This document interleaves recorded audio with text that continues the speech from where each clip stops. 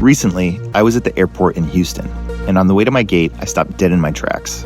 Sticking out from a kiosk, the cover of a recent New York magazine caught my attention. It showed the faces of two dark brown-skinned young women in tears, calling out as ICE agents nabbed them in the halls of immigration court. They looked like they could have been from Guatemala, where I live, but the magazine didn't say.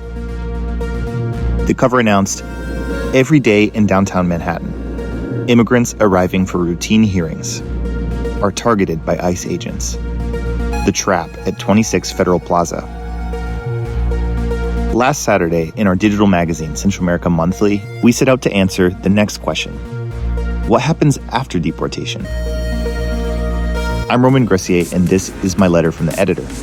The November issue is called Tarmac of Tears. Back in Guatemala, Trump's deportees weep. In Nicaragua, the house arrest of Daniel Ortega's brother relates more to El Salvador and Honduras than to Guatemala. In the case of Guatemala, they say globalism comes to die at CPAC, but in El Salvador, it's already dead. Central American Minutes, an original podcast by Faro English.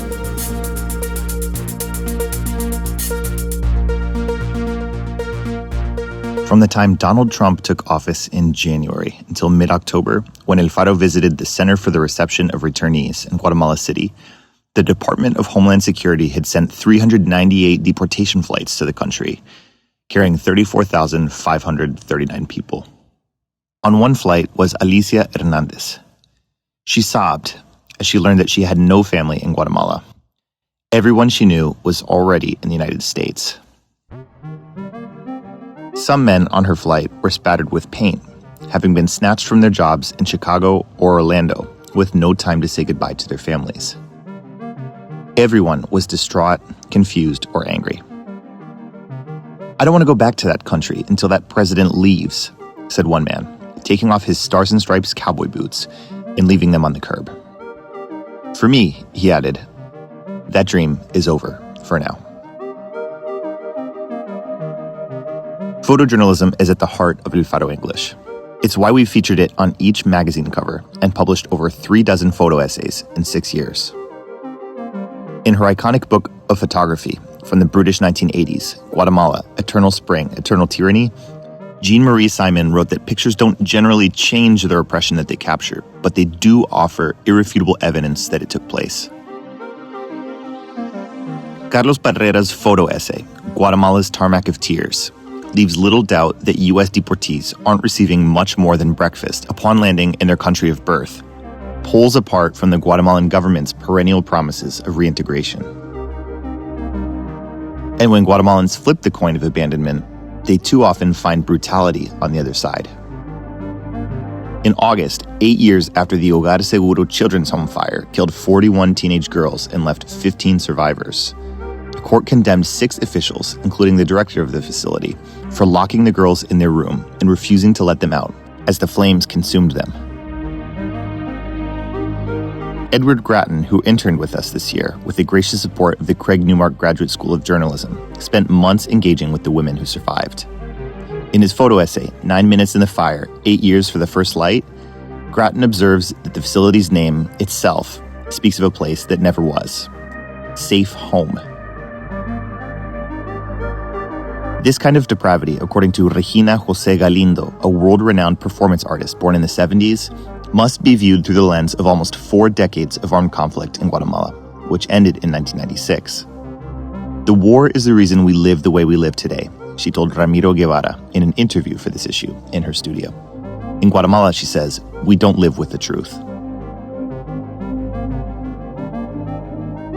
The second section of this issue turns to El Salvador, where Brian Avelar reveals the existence of Halcón 32, a death squad operating between at least 2015 and 2018 on the payroll of a sitting mayor, Salvador Menéndez.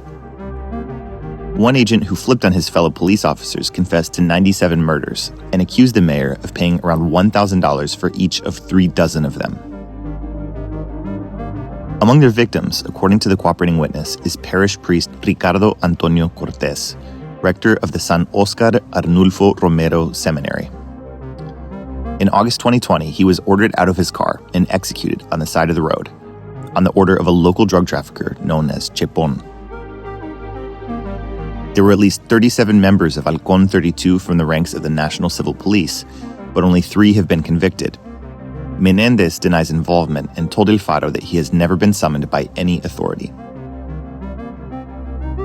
True psychopaths operated and continue to operate in uniform, writes the editorial board, building on its last comment on the rings of prison guard torturers in Salvadoran prisons. Protection for police officers has increased under the ongoing state of exception, they added. Impunity is guaranteed from Casa Presidencial. Close quote. For years in El Salvador, authorities have shown little interest in getting to the bottom of mass killings, whether perpetrated by gangs or the police themselves.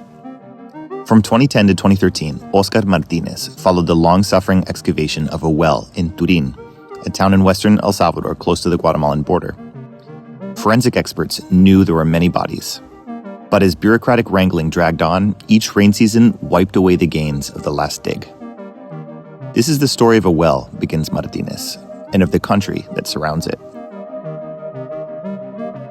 In a special podcast episode for this magazine, we examine how Nayib Bukele went from conservative darling in Washington during Trump's first term to pariah under the early Biden years' anti-corruption agenda.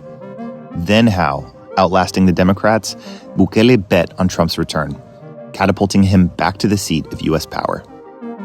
You can listen to Bukele and Washington, Honeymoon, Breakup, and Back Together on our podcast, Central America in Minutes.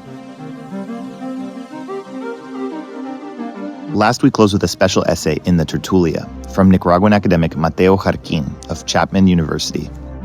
He looks back on how the electoral defeat of the Sandinistas in 1990, quote, ushered in the dramatic end of an era in Central America.